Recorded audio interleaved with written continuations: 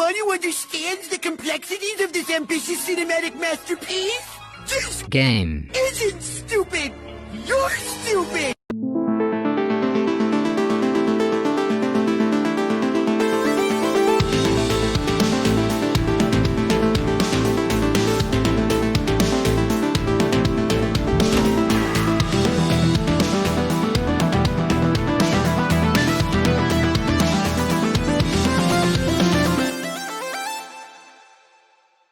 Alright, let's make this a quick one.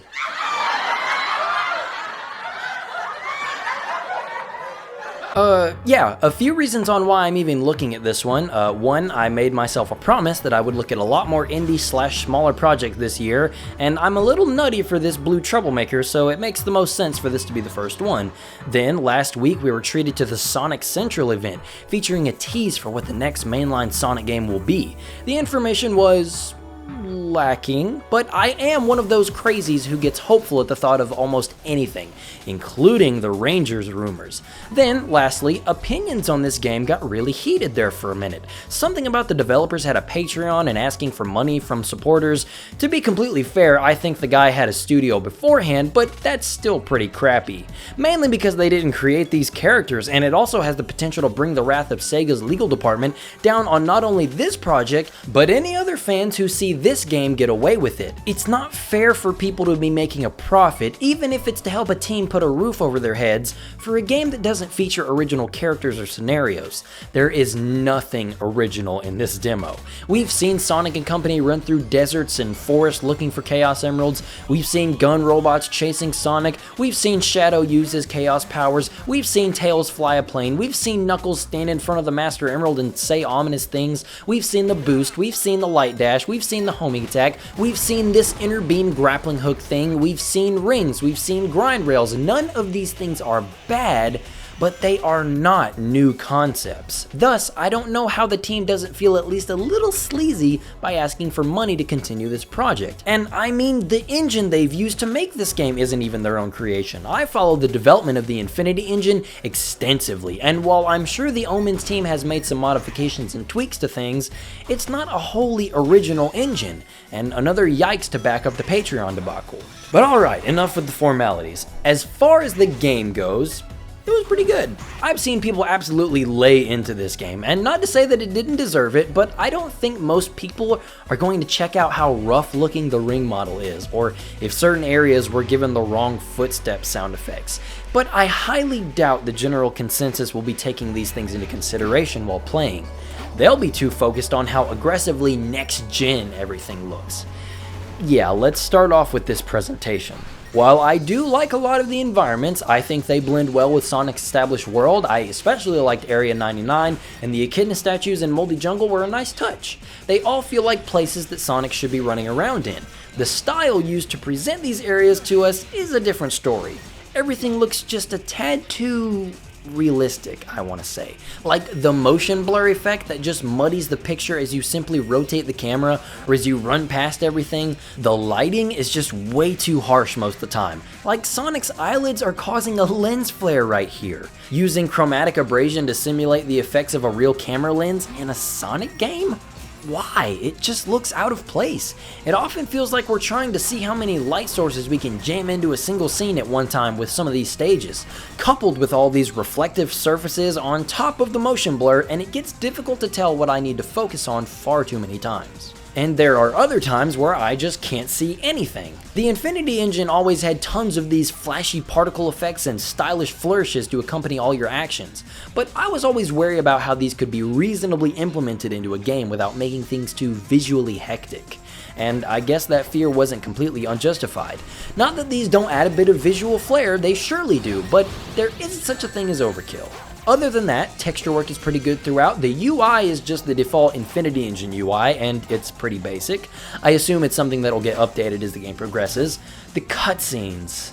They're very cinematic. I have pretty much the same kind of issues here as I do for the in-game stuff. The effects used just make everything look out of place. It's like it's trying to be a first-party Sony game with the use of all this depth of field, overly epic cinematography, again, the overwhelming light sources. It all just feels out of place in a Sonic game. Like these dramatic title cards with the hard-hitting synthetic orchestra.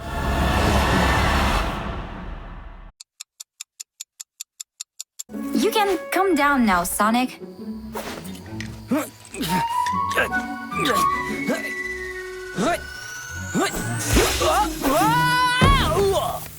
It just feels a bit like tonal whiplash, does it not? Even if they are going for this big budget AAA feel, what's here even needs some work, and it's certainly not an approach I would take on a game featuring a giant blue hedgehog and a red and black hedgehog that swears and drives a motorcycle. Oh man, that's a perfect jumping point for the voice acting. Exhibit A, Tails. My sensors picked up strange activity at an abandoned Eggman outpost not far from here. Yikes. Exhibit B, Eggman. Salutations, trespassers! Welcome to my humble and elaborately booby-trapped abode. I would offer hospitality, but your fate was sealed as soon as you stepped foot in one of the greatest structures created by me, Dr. Eggman. Oh my. Exhibit C, Shadow. I see the remains of Eggman's robots. He's been here.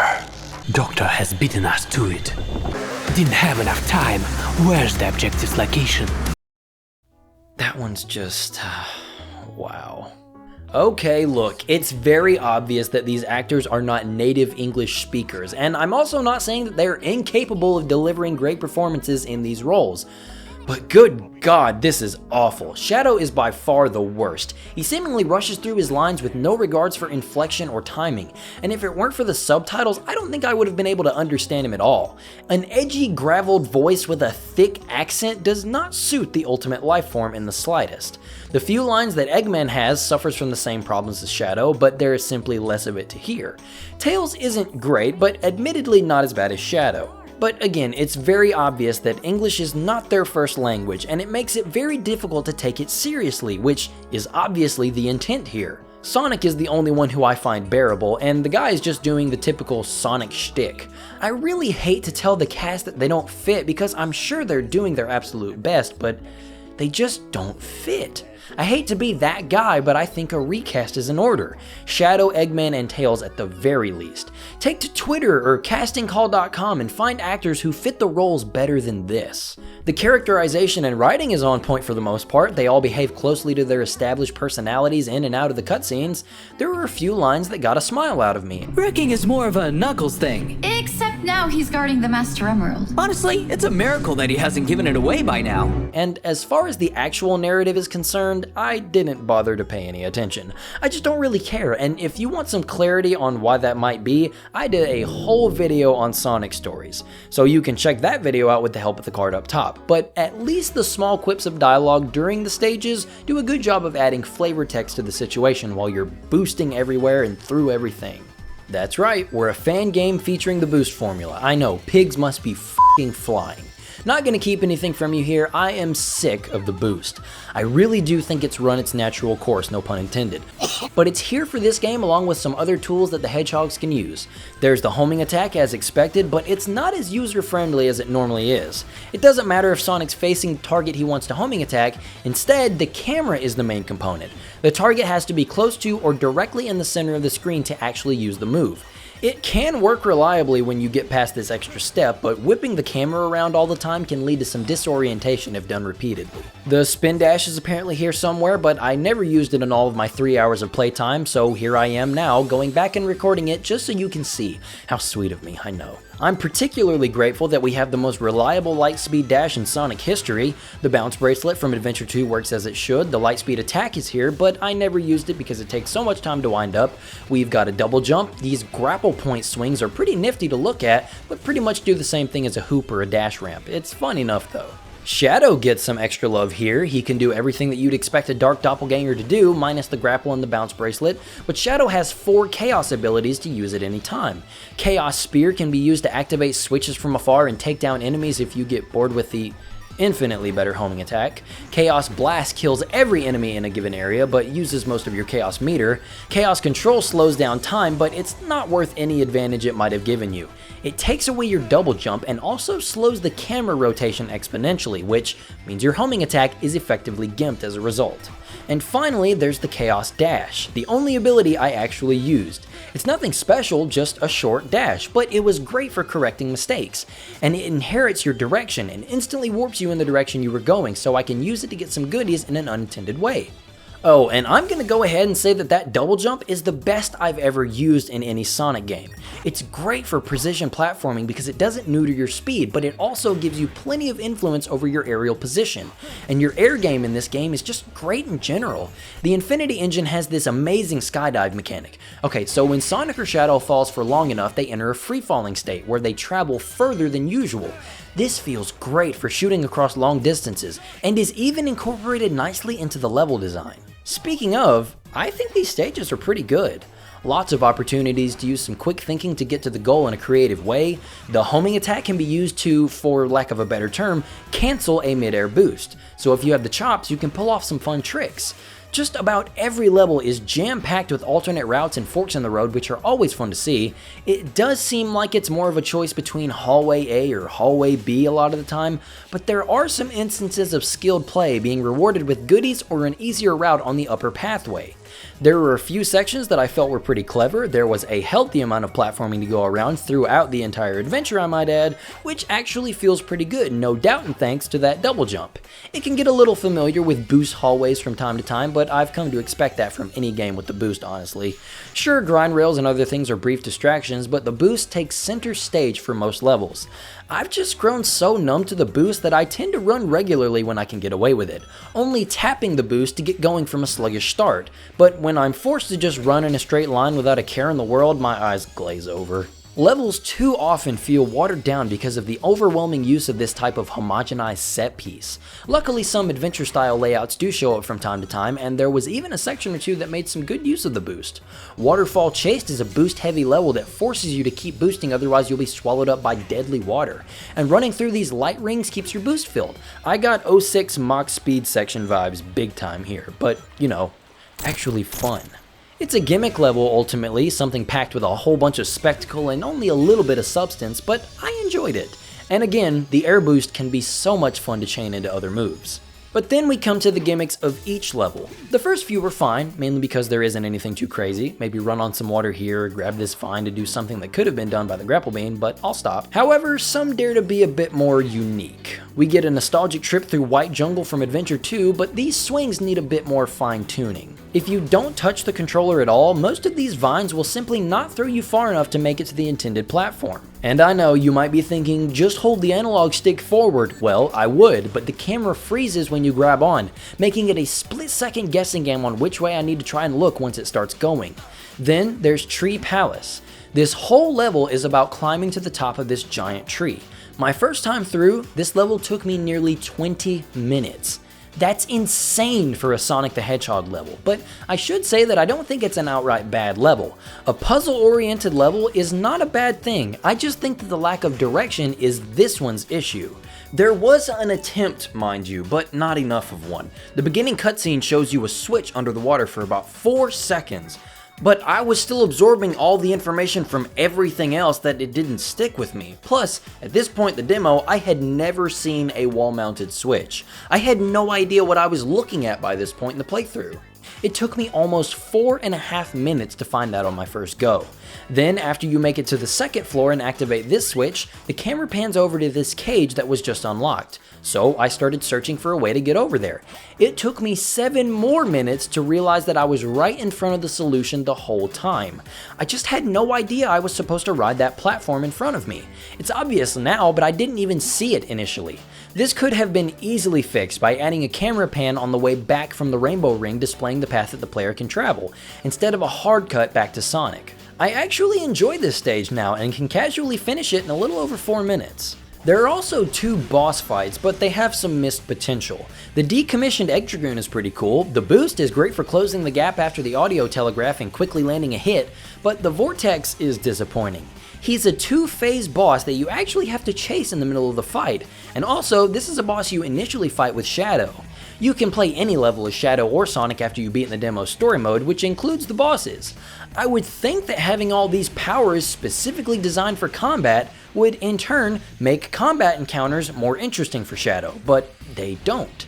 Every single attack, from a homing attack to the almighty Chaos Blast, does the same amount of damage. So trying to be risky and use a different type of move on a boss for a little extra damage is an exercise in futility when it all hurts just as much as your basic homing attack. And that's a big missed opportunity, because both of these bosses have way too much health. I would say a good Sonic boss should have 5 hits at most, but these guys are just overkill. The Dragoon takes 10 hits, and the Vortex takes a whopping 35 hits to kill. The Dragoon doesn't really change besides the window of vulnerability shortening as his health is taken down. The Vortex allows you to get multiple hits per opening, but it's still so much. Especially since his little projectile attack can travel through walls apparently. Yeah, that's an oopsie. But these aren't even the worst offenders. I absolutely detest these airplane levels. These are without a doubt the worst thing about the demo. The control is so finicky and the plane is so fragile. Two things that just go so well together, don't you agree? And if you get hit once, there is a good chance you'll be comboed by a bunch of other objects. It's very easy to die, compounded by the fact that these levels just don't know when to end, and they're simply not as well thought out as the Sonic and Shadow levels. If anyone should know better than to try to put non-Sonic stuff in Sonic games, it should be the fans. I get that you might want to vary the gameplay, but do that with the other characters. Create challenges specifically designed around the use of Shadow's Chaos powers, or make Knuckles levels that are about exploration. Use Tree Palace as a template for that kind of level, and you're golden. I don't find Sonic Omens to be nearly as appalling as everyone was making it out to be. Is it rough around the edges? Sure. Is it still trying to find its identity? Big time. Is it the most ambitious Sonic fan game I've ever seen? Oh my god, yes. The amount of work and engineering that must have gone into this project is crazy. And the big shocker was that the level design is actually pretty nice. It can be a bit too boost happy for my liking, but it has enough glimmers of clever design to keep me playing. Visually, I think the game certainly looks like a game made in Unreal 4. Whether that's something positive for a Sonic game, I'll leave up to you to decide. The soundtrack, gotta say, it didn't do it for me. Again, all the dubstep and epic orchestral pieces don't give off my ideal Sonic the Hedgehog vibes. It lent a lot of energy to my favorite levels, but it's nothing I'll go out of my way to enjoy separately. If someone from the team happens to find this lonely video, I want to give you my sincerest thanks. I genuinely think you all have risen the bar for Sonic fan projects. It's certainly an interesting direction to take, but it was an experiment I was very happy to have taken place in. And hopefully I can be singing even greater praise for the next mainline 3D Sonic game, whether that be Rangers or maybe even something similar to Omens. Only time will tell. But anyway, I appreciate you for watching. So thanks for stopping by and have a great day.